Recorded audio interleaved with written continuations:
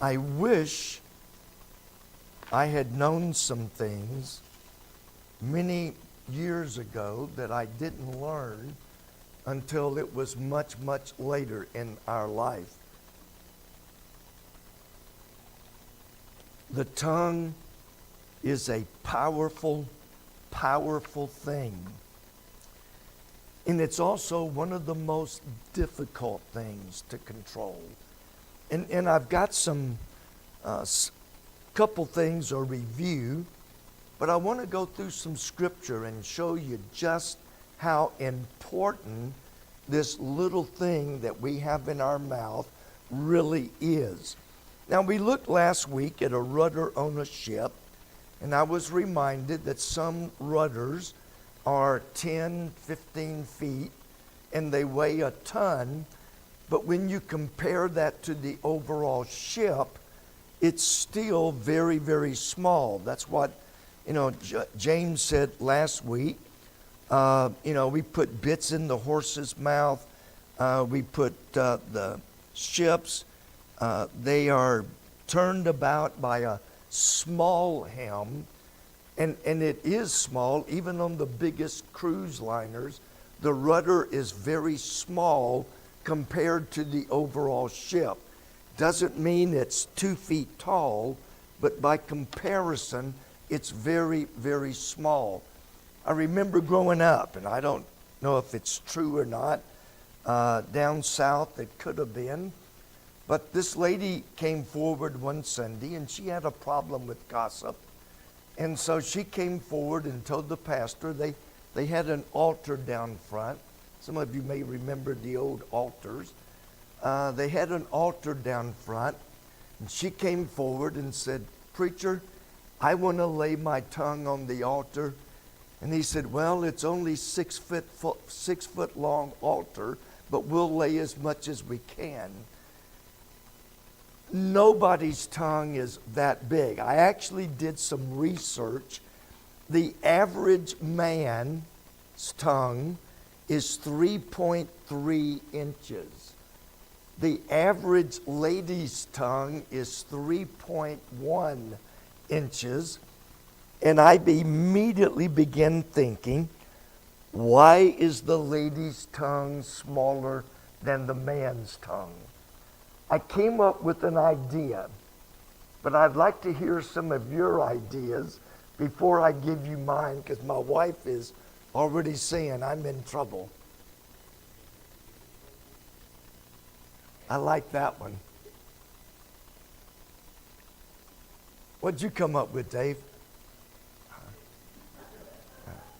I just thought it was used more, but that wouldn't be true in my case. So if you look, most men are bigger overall, but I did find the average is 3 1/3 inches, starting at that little flapperdoodle in back. That's where they start from and measure forward. The tongue can do a lot of things. It can change shapes. My wife is the only person that the first person I ever met who can roll her tongue up in a roll. You've seen that people do that? When she did it, it's like, wow, you're weirder than I thought you were. But I've seen people that could do all kinds of things with their tongue. And even though we may think the tongue doesn't do much, the tongue helps shape and form many of the words that we speak. If you cut your tongue completely out, you would have a very hard time talking. The tongue actually starts the process of indigestion. You put food of digestion, not indigestion, digestion. You put food in, your tongue immediately begins working, and producing saliva that helps dissolve it, and then you swallow it down where your stomach and intestines finish it. The tongue is the main point of taste. Stick your hand on some, I love cinnamon. Put your hand on a pile of cinnamon. How does it taste? If you want to taste it, you have to put it in your tongue. They got into how many taste buds, and I didn't care to get into that. Your tongue helps breathing. You ever known anybody that was epileptic? I had a Uncle Arthur. I don't know if you ever met Uncle Arthur. He was Aunt Margie's husband. And he would just go into a trance, and his tongue would fall back in his throat, and they would stick a fork or spoon or something in there. But even breathing, it can cause snoring. It can cause all kinds of things. So the tongue is a valuable thing. It can encourage people. It can cheer people up. It can just make somebody's day, or it can cause the most catastrophic things you've ever heard of. Remember the old saying, sticks and stones may break my bones, but words can never harm me? I quoted that many, many times when people would pick on me. I was the geek, so I got a lot of abuse. But then it's like, you know what? That's not true. Words can hurt. Words do hurt. It sounds nice. There's nothing you can say that's going to hurt my feelings. Well, it sounds good. It sounds tough. But it just isn't true. The tongue can say things that hurt and cause deep internal wounds to people that it's aimed at.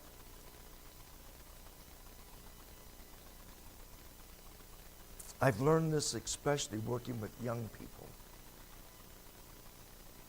Wished I had known this a lot better when our kids were young.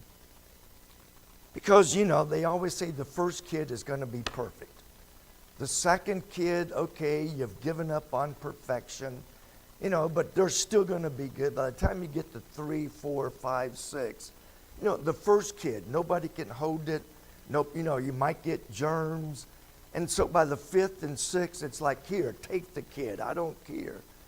You know, the first kid really comes out much stricter, much harder than the others, because you want him to be perfect.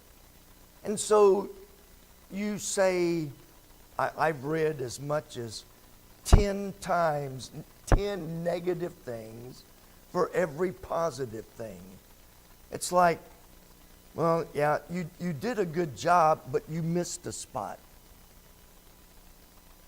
Well, you know, and what really, I don't know why certain things stick in my brain. But years ago, there was a young lady who was learning to ride a horse, one of those horses that jumps over things, whatever they're called. And so her dad was out there, and he was watching her jump, and she made some fantastic jumps. But she got one jump, she just barely made it over. Which one do you think the father came down on heavy? The one she missed. She got discouraged. She had made ever how many perfect jumps, but all her dad could see and hear was the one that she just barely hit. And then I began thinking, how many times have I done that? You know, it's easy to see the negative. You know, and like I say, our first kid was going to be perfect. After all, he had me for an example. He was going to be perfect. They all do what?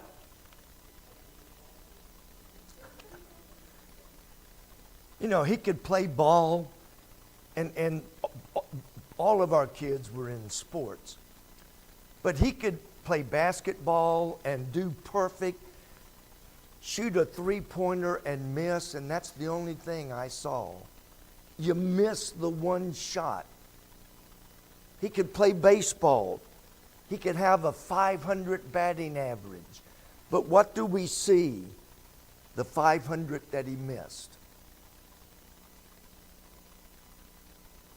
And it's bad enough that we see it, but too many times we verbalize it.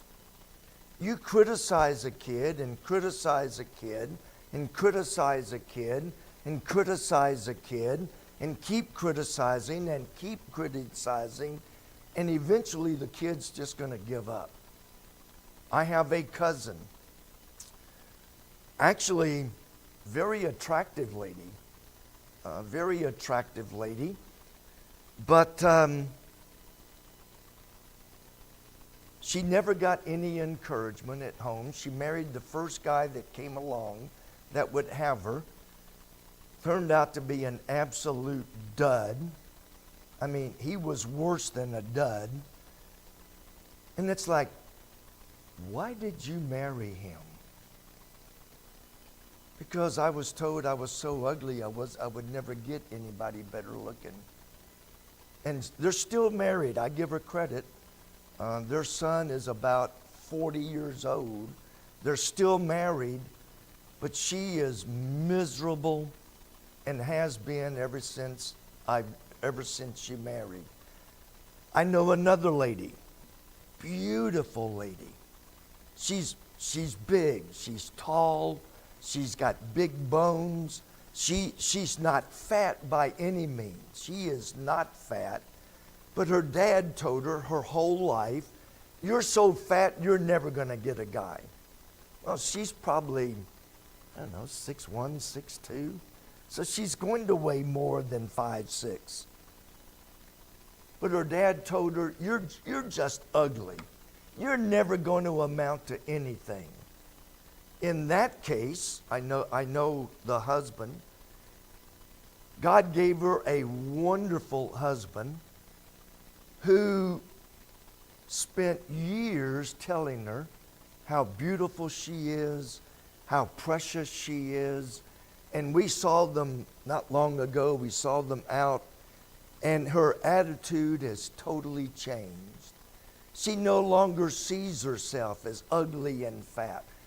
But it took her husband a lot of work and a long time to overcome all of those years of you're just ugly and fat.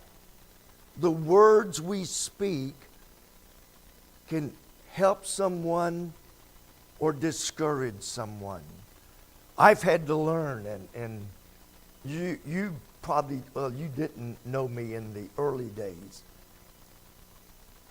Every track that went out had to be perfect. The corners had to match perfectly. And now I took about 35, 40 boxes yesterday to the post office to mail. And it's like, this isn't perfect. But you know what? It'll get there. And that's all that really matters. I've learned by pushing perfection, you end up alienating people, and it wasn't anything you did. You end up alienating people, you hurt them, you discourage them, and the tongue has all of that power. It can hurt somebody. I remember our next door neighbor. The husband was literally best friends with my dad. They were like two peas in a pod, Tip and my dad.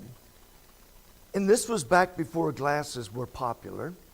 And so one of their daughters had to get glasses, and she cut through the garden to come over and show my mom, because they were close, her new glasses. And I looked at her and started calling her, oh, four eyes, four eyes. And I looked back, and I hate myself for that. I don't know how much damage I did. Just saying things without thinking how is this going to affect someone else? So the tongue can do a lot of good, but it can do a lot of harm.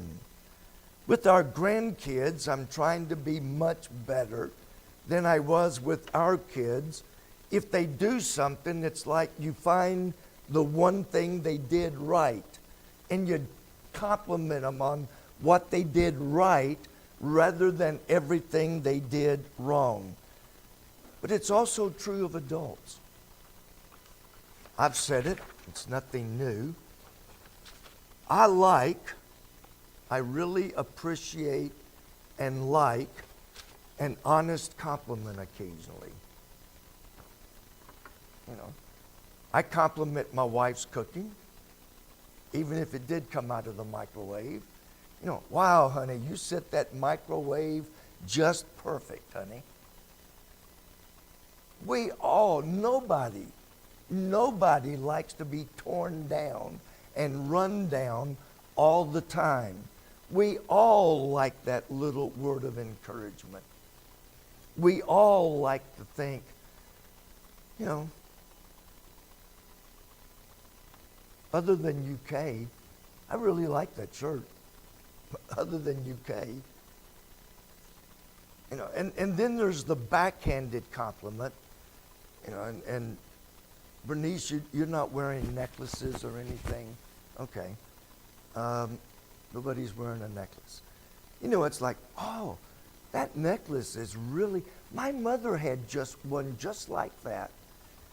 Bought it at Kmart in the the fake jewelry part. You know, it's a compliment, but then they have to follow up with an insult. That's not a compliment. You know, a compliment, if it's genuine, it can be a tremendous booster. Now, some adults are more sensitive than others. Some people get their feelings hurt quicker than others. But I think every one of us, if we're honest, every one of us are a little sensitive to criticism. Especially when we have, we tried our best, gave it everything we had, and all people find is criticism. I do remember a preacher growing up who somebody in his church, after church, said, I counted 13 grammatical errors in your sermon. He said, well, good for you, but you missed 12 more. If you're looking for fault, you can find it. You could find fault with Charles and Bernice if you look hard enough. You'd have to look really hard. But you can find fault with anybody. But as Christians, is that our job, is to criticize? The tongue can provoke anger.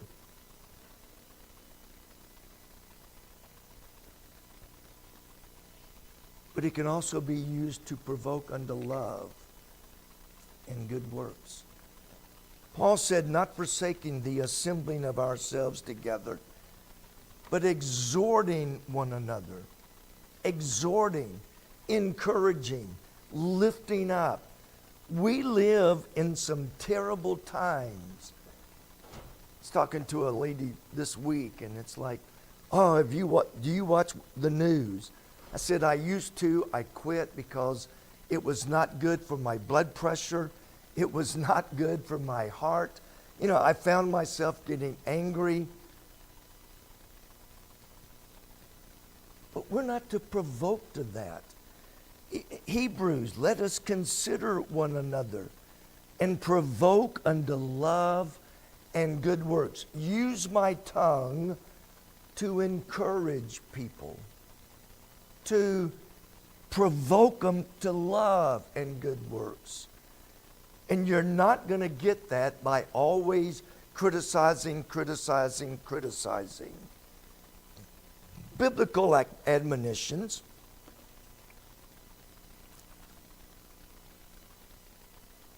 We're already in overtime. Well, we'll read at least a couple of them. Fathers, provoke not your children to wrath, but bring them up in the teaching and worship of God.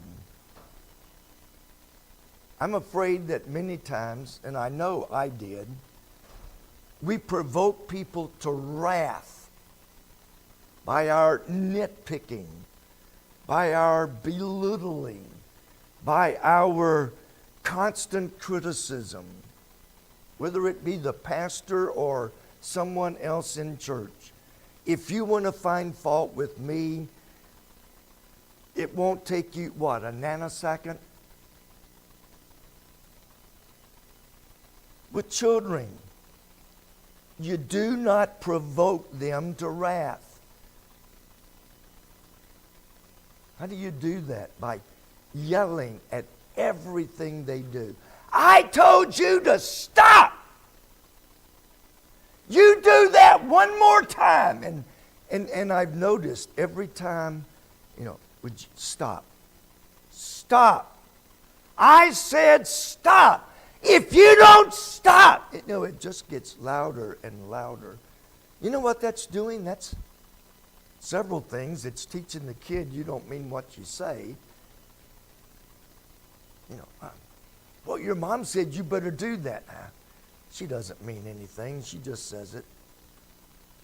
But it also provokes to anger, because after a while, they get tired of listening to you yell. With my dad, son, pick up your whatever. I didn't wait 5 minutes. I didn't wait 5 seconds. When Dad said, do it, we did it. There was no yelling, no screaming, no hollering. But I knew when he said it, he meant it. I did it.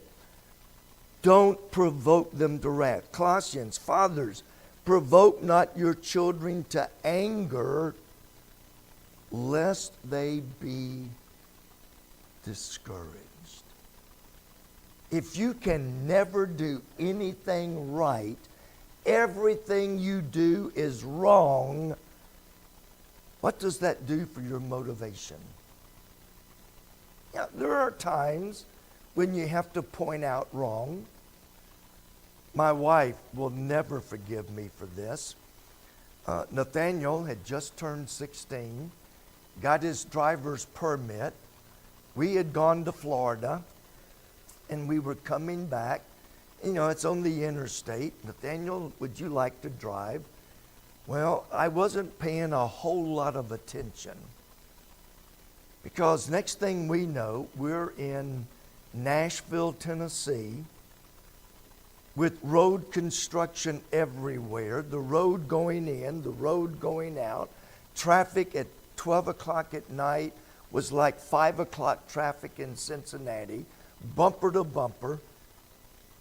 And she said, you need to get under the wheel. And I said, first of all, there's no place to get under the wheel. We're on the interstate, bumper to bumper. And I said, besides, he's doing a fine job. He's doing okay. Well, she had 3 heart attacks and 2 strokes. But for Nathaniel, it showed, I have confidence in you. You're doing a good job. I'm not going to take it away, because you're very careful. You're being very observant. You're doing a good job. I'm not going to take it away. Boy, I still hear that. And that's been, he's 38. He's 38. He was 16. So, you do the math. But, I could have said, get over. You're getting too close. You're doing this. I said, son, you're doing fine. Just keep doing what you're doing and ignore your mom in the back seat. They get discouraged when all they hear is negative, negative, negative. And they get to the point, why bother? It's not going to be right anyway. I can't do anything right, so why bother? Proverbs, Solomon said, a soft answer turneth away wrath. But grievous words stir up anger. One of the things I learned working with the police is when they go into a situation, their number one job is to try to, what? Your brother's a cop. Well, diffuse. I was thinking de-escalate. You know, if they're yelling, you try to bring it down.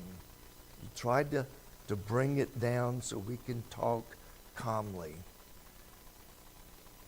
Now, there is a point where you push a cop too far, and he's going to be in your face, and you're going to be on your face, and you probably will end up in jail. But a soft answer is the key or the turning away of wrath. But grievous words only stir up anger. That's why in marriage, sometimes I tell couples, just, you go to, in fact, that was part of my job with the police, not officially, but unofficially. We would go in and the officer would say, okay, I'm taking him over here. Can you take her over there and just see if you can calm her down?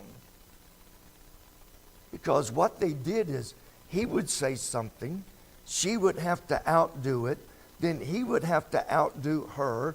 And when you're mad, you say grievous words that you would never say under normal circumstances. So grievous words. Then Job was talking to his three friends, Eliphaz, Bildad, and Zophar. How long will you vex my soul and break me in pieces with words? Job understood that all these guys were doing was vexing his soul. They were accusing him of everything under the sun, and they were breaking him to pieces with words. Simple words.